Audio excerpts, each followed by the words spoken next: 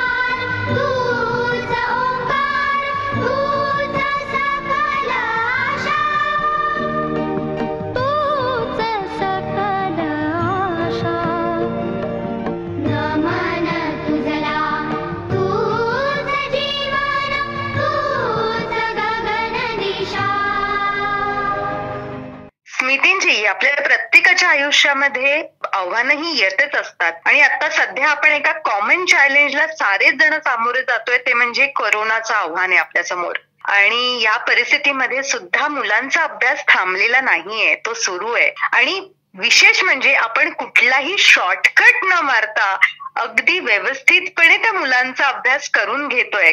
कसं वाटतंय तुम्हाला? हो, म्हणजे तू म्हणतेस त्यामध्ये तथ्य आहे. ही जी परिस्थिती आहे फार अवघड परिस्थिती आहे, पण त्यात सुद्धा आपण आपल्या पालकांच्या मदतीने, मुलांच्या मदतीने, शिक्षकांच्या मदतीने मुलांचं शिक्षण सुरू ठेवलेलं आहे.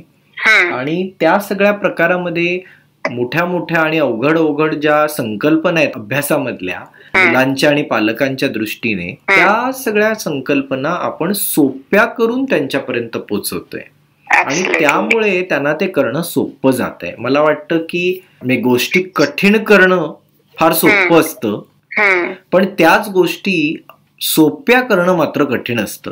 म्हणजे इंग्रजीत एक म्हण आहे की making things difficult is very easy but making things simple is very difficult. हो, करेक्ट, अगदी खरंय. पण आपण शाळेमध्ये आपल्या हेच करतोय की सोपा करून सांगतोय पालकांना अभ्यास, आणि तो शॉर्टकट नाहीये विशेष म्हणजे. बरोबर. आणि म्हणूनच आपण आपल्या विद्यार्थी मित्रांना, पालकांना जो रोज अभ्यास पाठवतो, त्या अभ्यासात सुद्धा अशा सोप्या गोष्टी असतात. एक एक काम असतं आणि ती कामं जर आता गेल्या 6 महिन्याचा आढावा घेतला तर आपल्यालाच असं लक्षात येईल, पालकांनी ते नक्की करावं, की गेल्या 6 महिन्यात आपण जेवढे अभ्यास केले, जेवढी कामं केली, ते सगळं बघितलं तर तुमच्या लक्षात येईल की आपण बरंच काही करून पाहिलं, अभ्यास करून पाहिला. त्यामुळे हे खरं शिक्षण आहे. मला असं वाटतं की हे जिवंत शिक्षण आहे. आणि म्हणून आपण आपल्या बालवर्गाच्या आपल्या मुलांना आपण काल जो अभ्यास पाठवला होता तो सुद्धा असाच होता की तुमच्या घरामध्ये गोल आकाराच्या कोणत्या कोणत्या वस्तू आहेत त्या शोधा आणि त्या पालकांना सांगा. तर याच संदर्भात आपण आता बोलणार आहोत प्रियांशू बनसोड या 7 वर्षाच्या मुलाशी, जो आहे इयत्ता 1ली मध्ये आणि राहणारा आहे गाव ननसरी, तालुका आमगाव, जिल्हा गोंदिया इथला. त्याच्याशी बोलूया आणि त्याचे बाबा देवानंदजी यांच्याशी सुद्धा बोलूया आणि समजूया की त्याच्या घरात गोल आकाराच्या कोणत्या कोणत्या वस्तू आहेत. येस, नक्कीच बोलूयात. देवानंदजी नमस्कार. शाळेबाहेरच्या शाळेमध्ये तुमचं अगदी मनापासून स्वागत आहे. नमस्कार मॅडम. नमस्कार. कसे आहात तुम्ही? चांगले आहे. प्रियांशूला रोज शाळेबाहेरच्या शाळेमधून अभ्यासाचे मेसेज मिळत आहेत? हो, मिळत आहे. आणि प्रियांशू अभ्यास करतोय आवडीने? हो, अभ्यास त्यांच्या आवडीचा आहे. बर. ओके. देवानंदजी, प्रियांशूला आम्ही जे अभ्यासाचे मेसेज पाठवतो त्यातला तुम्हाला आवडलेला आजवरचा कोणता मेसेज आहे? मेसेज म्हणजे कसं आहे, ते आता पाठवला होता ते बिचामध्ये ते असं नाही का, म्हणजे गणित नाही का, नॉर्मल गणित वगैरे नाही का, त्याच्यामध्ये चांगला असा आवडीचा आहे. कसं आहे सर, मी बी बाहेर असं म्हणजे कामाला जातो, फायनान्स वगैरेच्या कामाला. नाही, पण तुम्हाला एखादा आठवला असेल ना की एखादा अभ्यास तुम्हाला आवडलेला अभ्यास आजवर पाठवलेल्या पैकी? कुटुंबात कोण कोण राहतं हे अभ्यास आम्हाला आवडला. बर, अच्छा, चालेल. आणि रोज प्रियांशूचा अभ्यास कोण कोण घेतं तुमच्याकडे? प्रियांशूचा अभ्यास मम्मी घेते. बर. मी म्हणजे बाहेर राहतो सर, म्हणजे कसं आहे कामावरून नाही का, संध्याकाळी 7-8 वाजता येतो. हा, अच्छा, मग तेव्हा तुम्ही घेता का अभ्यास? हो. बर. आणि प्रियांशू मध्ये एखादा चांगला गुण कोणता आहे जो तुम्हाला फार आवडतो? चांगला गुण म्हणजे कसं आहे सर, अभ्यासावर खूप म्हणजे लगाव आहे. अरे वा, छान. आता 1लीला गेला ना यावर्षी? हो, 1लीला गेला. 1 वर्ष अगोदर नाही का सर, म्हणजे 7 वर्षाचा व्हायला होता, 1 वर्ष असाच गेला तो. अच्छा, पहिल्या वर्गात. बर, म्हणजे गेल्याही वर्षी तो 1लीत जात होता. हो. बर, आम्हाला त्याच्याशी बोलायला आवडेल. हो. हॅलो प्रियांशू, प्रियांशू कसा आहेस? काय करत होतास? अच्छा, बरं. मग अंग पुसलंस का की असाच आलास? अच्छा, बरं, चालेल. बर, सांग आम्हाला, तुला आमच्याकडून अभ्यासाचे मेसेज येतात का आणि आवडतात तुला? Very good. मग आम्हाला सांग, तुझ्या घरामध्ये गोल आकाराच्या कोणत्या कोणत्या वस्तू आहेत? डब्बा, गन, कप, बांगडी, ताटी, कढई. अच्छा. गलू. अच्छा, बर. झाकण. हा, व्हेरी गुड, खूप छान. आम्हाला सांग, तुझ्या शाळेचं नाव काय आहे बरं? हा, ओके, छान. अच्छा, आम्हाला एखादं छानसं गाणं ऐकवतोस का? बर, बोल बरं. आई मला छोटूशी बंदूक दे ना, बंदूक घे शिपाई होय, एक चाळी 1 2 3. आई मला छोटूशी मुट्टल घेऊन दे, मुट्टल घेईन, ड्रायव्हर बनेन, गावाला जाईन, पो पो पो. आई मला छोटूशी इमान दे ना, इमान घेईन, पायलट होईन, आकाशात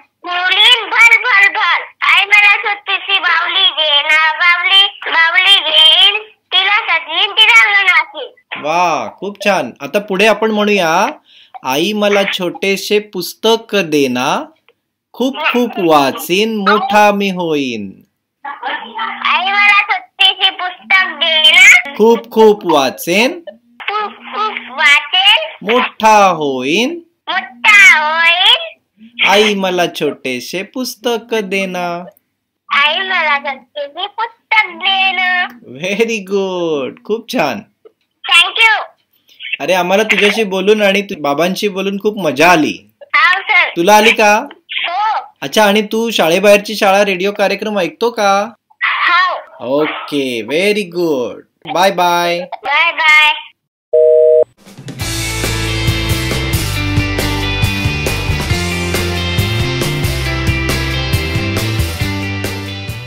येस नितीनजी, खरंच वेगवेगळ्या गोष्टी आपण शिकायलाच पाहिजेत. हो ना रेश्मा, खरं तर आपल्याला आयुष्यात सक्सेसफुल व्हायचं असेल, यशस्वी व्हायचं असेल आणि पुढे जायचं असेल तर आपल्याला येणारं काम तर आपल्याला यायलाच पाहिजे, पण त्याच सोबत आपल्याला काही कौशल्य सुद्धा शिकता आली पाहिजे. तू म्हणतेस त्याप्रमाणे वेगवेगळ्या गोष्टी आपण अनुभवायला पाहिजे, शिकून घेतल्या पाहिजे. माझं सौभाग्य आहे की मी भारतातल्या विविध भागांमध्ये स्वतः राहून काम केलेलं आहे. त्यामुळे मला सांस्कृतिक, भौगोलिक ह्या सगळ्या दृष्टिकोनातून तो विभाग समजता आला, त्याचा अनुभव घेता आला. त्यामुळे मला नक्की वाटतं की आपल्याला जर हे जग समजून घ्यायचं असेल, आणखीन मोठं व्हायचं असेल, यशस्वी व्हायचं असेल तर हार्ड स्किल्स तर आपल्याला यायलाच पाहिजेत. म्हणजे आपल्याला काही हाताने करता यायलाच पाहिजे, पण त्याच सोबत ते उत्तमरित्या करण्यासाठी, त्याचं सादरीकरण चांगलं करण्यासाठी, दुसऱ्यांपर्यंत ती गोष्ट चांगल्या पद्धतीने पोचवण्यासाठी सॉफ्ट स्किल्स सुद्धा असणं फार गरजेचं आहे. तर आता आपण आपल्या आजच्या अभ्यासाची गोडी, त्याला कौशल्याची जोडी या भागामध्ये सॉफ्ट स्किल्स म्हणजे काय हे थोडंसं समजून घेऊया. हो नक्कीच.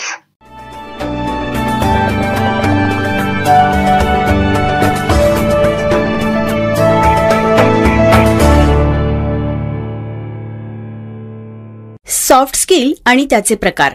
Types of soft skills. कोणतंही काम प्रत्यक्षपणे पूर्ण करण्यासाठी विशिष्ट प्रशिक्षण, तंत्र आणि पूर्वानुभव यांची गरज असते. ते आहे हार्ड स्किल. पण तेच काम पूर्ण करण्यासाठी हार्ड स्किल व्यतिरिक्त ज्या कौशल्यांची आणि गुणांची गरज असते ते आहे सॉफ्ट स्किल. हार्ड स्किल वापरून एखादं काम पूर्ण करत असताना वेगवेगळ्या प्रकारची सॉफ्ट स्किल सुद्धा वापरावी लागतात, तेव्हाच ते काम यशस्वीपणे पार पडतं. एका व्यक्तीकडे एकाच प्रकारचे हार्ड स्किल म्हणजे तांत्रिक शिक्षण असेल तर काम नक्कीच पार पडेल, परंतु त्या व्यक्तीला यश मिळवणं कठीण होईल. उदाहरणार्थ, एखादी सेल्सवुमन तिच्या ग्राहकांसोबत व्यवस्थित बोलतच नाही, त्यांना उत्पादनांची योग्य ती माहितीही देत नाही. कदाचित तिच्या दुकानात विक्री होईल, पण ग्राहक पुन्हा त्या दुकानात जाणारच नाहीत. त्याऐवजी ग्राहक अशा दुकानात जातील जिथे त्यांना योग्य मार्गदर्शन करणारी, उत्पादनांविषयी माहिती देणारी सेल्सवुमन असेल. म्हणजेच व्यक्तीला काम करताना वेगवेगळ्या टप्प्यांवर वेगवेगळ्या प्रकारची सॉफ्ट स्किल्स ही वापरावीच लागतात. तरच आपलं काम टिकून राहतं, त्यात वाढ होत राहते आणि कामावर आपण स्वतःचा ठसाही उमटवू शकतो. नोकरी किंवा व्यवसायातील कामाचं स्वरूप आणि जबाबदाऱ्या या वेगवेगळ्या असतात, पण त्या पूर्ण करण्यासाठी कमी अधिक प्रमाणात सर्वच तऱ्हेच्या सॉफ्ट स्किलची आवश्यकता असते. सॉफ्ट स्किलचे काही प्रकार आपण समजून घेऊया. संवाद कौशल्य, कम्युनिकेशन स्किल.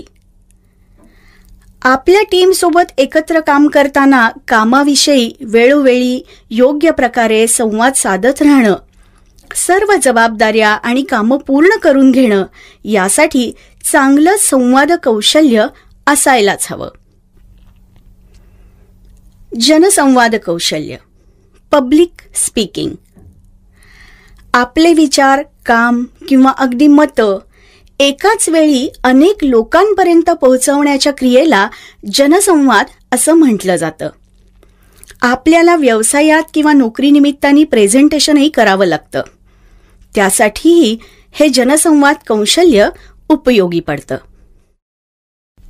नेतृत्व गुण, लीडरशिप क्वालिटी. लीडरशिप हा मुळात स्वभावाचा भाग असतो. एखाद्या व्यक्तीचा स्वभाव मुळातच नीडर, धाडसी असतो. तर एखादा नेहमीच धडाडीने नाही वागू शकत. आपल्या टीमला एक चांगली प्रेरणा हवी असते. नेत्याचं मार्गदर्शनही हवं असतं. हे कौशल्य प्रयत्नांनी आणि अनुभवातून वाढू शकतं, किंबहुना वाढवताही येतं. निर्णय प्रक्रिया, डिसिजन मेकिंग क्वालिटी. काम करताना वेगवेगळ्या परिस्थितीत सर्व सदस्यांवर चांगला किंवा वाईट नेमका काय परिणाम होईल याचा सारासार विचार करून कमी वेळेत पण अचूक निर्णय घेण्याचं कौशल्य म्हणजेच निर्णय प्रक्रिया. टीमवर्क, सांघिक कार्य. नोकरी असो वा व्यवसाय, कधीही एक व्यक्ती करत नाही. त्यासाठी एक चांगली टीम ही असावीच लागते. टीमवर्कशिवाय कोणताही प्रकल्प पूर्ण होतच नाही. म्हणूनच टीमला सांभाळणं, टीमला प्रोत्साहित करत राहणं, टीमनी एकमेकांना सांभाळणं हे सर्व चांगल्या टीमकडून अपेक्षितच असतं. प्रोजेक्ट प्लॅनिंग आणि मॅनेजमेंट. कोणताही प्रोजेक्ट सुरू करण्याआधी त्याचं प्लॅनिंग व्यवस्थित व्हावं लागतं. प्लॅनिंग सोबत त्याच्या व्यवस्थापनाची देखरेख करावी लागते. तरच तो प्रोजेक्ट यशस्वी होऊ शकतो. नाहीतर प्रोजेक्ट पूर्ण होण्यास उशीर होईल किंवा तो रद्दही होईल. तसं झाल्यास या सगळ्याचा थेट परिणाम व्यवसायावर किंवा नोकरीवर होतो. म्हणूनच व्यक्तिमत्व विकास करताना प्रोजेक्ट प्लॅनिंग आणि व्यवस्थापन करण्याचं एक वेगळं कौशल्य अवगत करून घ्यायलाच हवं. वेळेचं व्यवस्थापन, टाइम मॅनेजमेंट. टाइम इज मनी. इंग्रजीतली ही म्हण तुम्ही ऐकूनच असाल. तुमचा वेळ तुम्ही कसा आणि कुठे वापरता, म्हणजेच तुमच्या वेळेचं तुम्ही व्यवस्थापन कसं करता. एखादी व्यावसायिक जबाबदारी पार पडताना ती वेळेत पूर्ण होणं फार आवश्यक असतं. ठराविक वेळेनंतर ती जबाबदारी पार जरी झाली तर त्याचा ठरवल्याप्रमाणे किंवा काहीच फायदा होणार नाही. वेळेचं व्यवस्थापन करण्याचं कौशल्य हे अभ्यास करताना, नोकरी किंवा व्यवसाय करताना, करिअर घडवताना खूप उपयोगी पडतं. विशेषतः व्यवसाय करताना आणि दैनंदिन जीवनातही त्याचा खूप फायदा होतो. आपला वेळ कधी, कसा व कोणत्या कारणासाठी वापरायचा हे व्यवस्थित माहीत असावं. नाहीतर तुमच्या जीवनातील महत्त्वाचा वेळ चुकीच्या दिशेने वापरला जाऊ शकतो. त्याचं नुकसान मोजताही येणार नाही.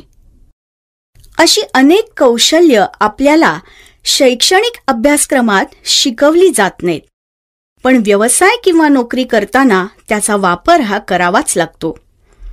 तर ही सर्व कौशल्य वेगवेगळ्या माध्यमातून आत्मसात करावी लागतात.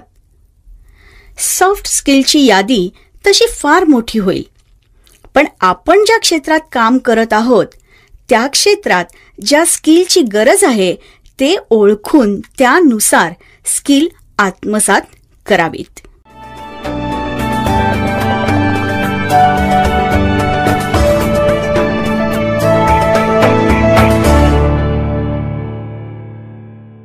क्या बात आहे. अभ्यासाची गोडी त्याला कौशल्याची जोडी. पण स्मितींजी, मला एक असं विचारायचंय की जेव्हा आपण एखादं नवीन कौशल्य शिकायला जातो, एखादी नवीन गोष्ट करू पाहतो, तेव्हा कठीण वाटते आपल्याला ती गोष्ट. मग अशा वेळेस काय केलं पाहिजे ते सोपी वाटण्याकरता? खरं तर हा फारच इंटरेस्टिंग प्रश्न आहे रेश्मा.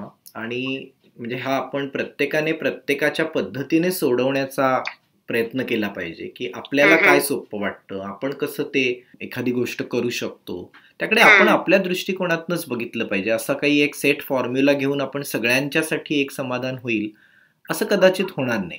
तर पण हा म्हणूनच आपण काल आपल्या 3री ते 5वीच्या विद्यार्थ्यांना हा प्रश्न पाठवला होता अभ्यास म्हणूनच पाठवला होता की एखादं कठीण काम सोपं करण्यासाठी तुम्ही काय युक्ती करता. ओके. आणि ते उदाहरण देऊन आम्हाला सांगा. तर आपण त्याच संदर्भात आपल्या एका बालमैत्रिणीशी म्हणजे स्वाती धांगडा या इयत्ता 3रीतल्या मुलीशी बोलूया. ती राहणारी आहे गाव धांगडपाडा, तालुका तलासरी, जिल्हा पालघर इथली. तिच्याशी बोलूया, तिच्या आई सकुताईंशी सुद्धा बोलूया आणि समजून घेऊया की स्वाती नेमकी कसं हे कठीण काम सोपं करते आणि त्याच्यासाठी ती कशा युक्त्या लढवते. ओके, चालतंय की. हॅलो संतोष. Hello sir. नमस्कार, कसा आहेस? नमस्कार सर, मी बरं आहे. आपण कसे आहात? छान. शाळेबाहेरची शाळेमध्ये तुझे स्वागत आहे. Thank you sir. तू या गावामध्ये प्रथमचा कार्यकर्ता म्हणून काम करतोयस या क्षेत्रामध्ये. तर शाळेबाहेरची शाळा या कार्यक्रमाचा तुम्हाला गावस्तरावर काय उपयोग होतो? तर शाळाबाहेरची शाळा आपण जो कार्यक्रम आहे त्या कार्यक्रमाअंतर्गत आपल्याला मुलांचा आणि पालकांचा एक संबंध किंवा संवाद त्यांना जास्तीत जास्त घडवून आणण्यासाठी सहकार्य होतं.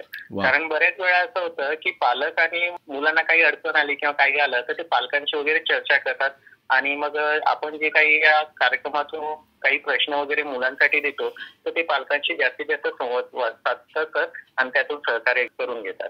वा, छान. संतोष, तुम्ही या गावात काम करताय गेली अनेक वर्ष.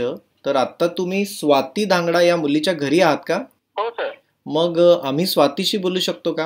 हो सर, का नाही, आहे जवळ Swati. Hello sir. Hello Swati, कशी आहेस? बरी आहे, तुम्ही कसं आहात? आम्ही पण छान आहोत. काय करत होतीस तू घरी? अभ्यास. व्हेरी गुड, खूप छान. अच्छा, आम्हाला सांग, तुझ्या शाळेचं नाव काय आहे? घरी धांगडपाडा. हा, अच्छा. आणि तू कितवीला गेली आहेस आता? 3री. गेली आहेस? वा. हो. बर, मग आम्ही तुला जो काल अभ्यास पाठवला होता ज्यात असं म्हटलं होतं की एखादं कठीण काम सोपं करण्यासाठी तुम्ही काय युक्ती करता?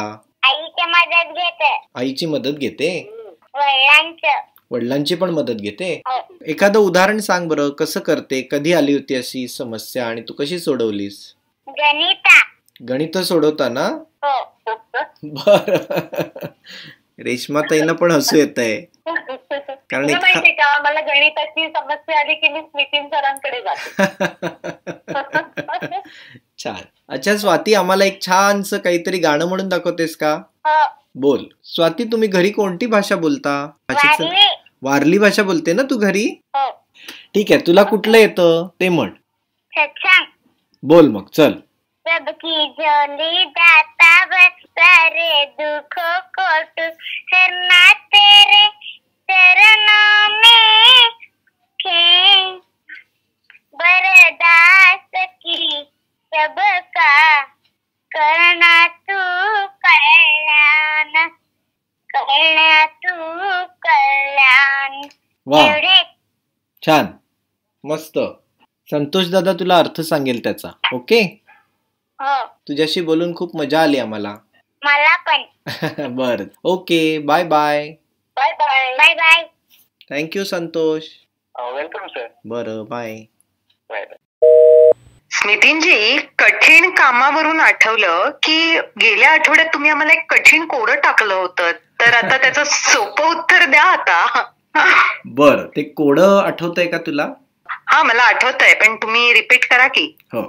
तर कोडं असं होतं, काही महिन्यात 30 दिवस असतात तर काही महिन्यात 31 दिवस असतात. असे किती महिने असतात ज्यात 28 दिवस असतात? सांगा पाहू. 12 महिने. हुशार आहेस. नितीन जी, इस बार नहीं फंसे हम आपके जाल में. कारण बऱ्याच जणांनी आपल्याला जे उत्तर पाठवलंय रेश्मा या कोड्याचं, त्यात त्यांनी अगदी गंभीरपणे आपल्याला छान फेब्रुवारी हे उत्तर दिलंय. फेब्रुवारी महिन्यात 28 किंवा 29 दिवस असतात, नक्की असतात. पण 28 दिवस किती महिन्यांमध्ये असतात? तर 28 दिवस हे सर्वच महिन्यात असतात, नाही का? नक्कीच, नक्की.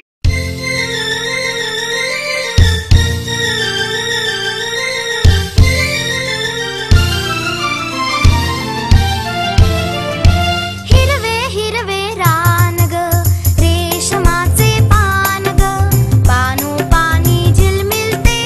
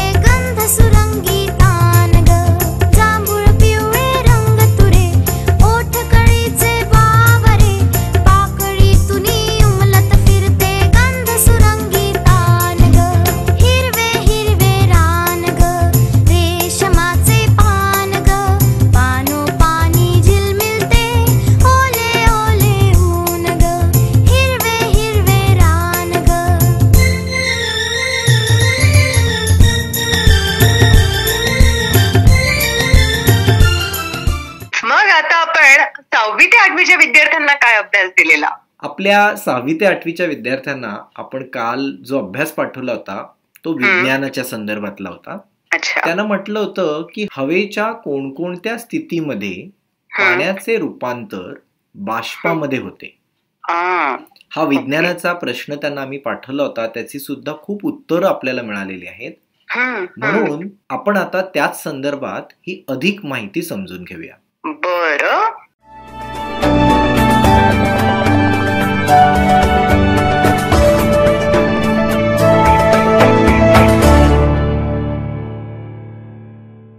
बाष्पीभवन. मुलांनो, हवेत असणारे बाष्प आपल्याला दिसत नाही, म्हणजेच बाष्प हवेत अदृश्य स्वरूपात असते. पाण्याचे बाष्पात रूपांतर होणे म्हणजेच बाष्पीभवन होय. सूर्याच्या उष्णतेमुळे पृथ्वीवरील पाणी तापते. या पाण्याचे बाष्पात रूपांतर होते. बाष्पीभवनाची प्रक्रिया हवेची शुष्कता म्हणजे हवेतील कोरडेपणा, तापमान आणि वाऱ्याचा वेग यावर आधारित असते.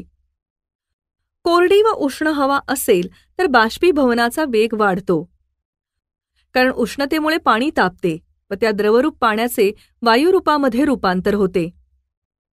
तसेच कोरड्या व थंड हवेतही बाष्पीभवनाची क्रिया सुरू राहते.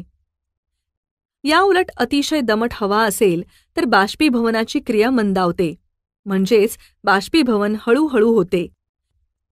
वातावरणातील हवेचा वाहण्याचा वेग व हवेचे तापमान जास्त असल्याने त्या परिस्थितीत बाष्पीभवनाची क्रिया जलद होते.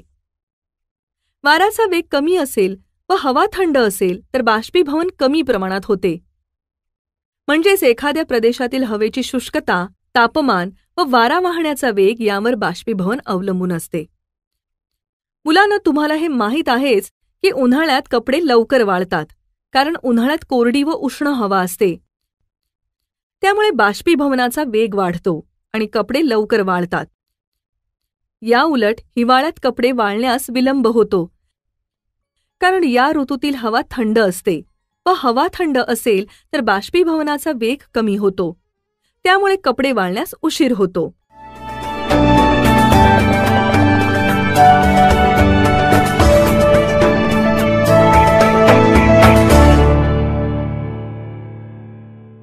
वा, छान. विज्ञान आणि वेगवेगळ्या विषयांची माहिती आपल्याला इतक्या चांगल्या पद्धतीने मिळते. स्मितींजी, आता आपली कार्यक्रमाची वेळ संपत आलेली आहे, पण जाता जाता स्मितीन ब्रीथ स्पेशल काय टिप्पणी देणार? स्पेशल असं म्हणजे आज जाता जाता मला वाटतंय की जसं आपल्या शाळेच्या फळ्यावर एक सुविचार असतो रोज लिहिलेला, तसा शाळेबाहेरच्या शाळेचा सुद्धा एक सुविचार असावा. हा सुविचार मी सर्वांना सांगतोय. तर मुलांनो, आजचा सुविचार आहे, प्रयत्न सुरू केले की यशाच्या वाटा आपोआपच गवसतात. नक्कीच. म्हणजे प्रयत्न हे हवेत. तर बच्चे कंपनी योग्य वेळेत योग्य मेहनत केली तर कोणत्याही विषयामध्ये किंवा क्षेत्रामध्ये नक्कीच यश मिळेल. एकूणच काय तर शॉर्टकट आपल्याला आळशी बनवणार आणि मेहनत आपल्याला मास्टर बनवणार. आता तुम्हीच ठरवा कोणाशी मैत्री करायची येते. आणि हो, अभ्यास आणि खेळात नो शॉर्टकट. मनसोक्त खेळा, मनसोक्त अभ्यास करा. भेटूया पुढल्या भागात अभ्यासाचा न्यू टर्न घ्यायला. Take care. Bye bye. नमस्कार.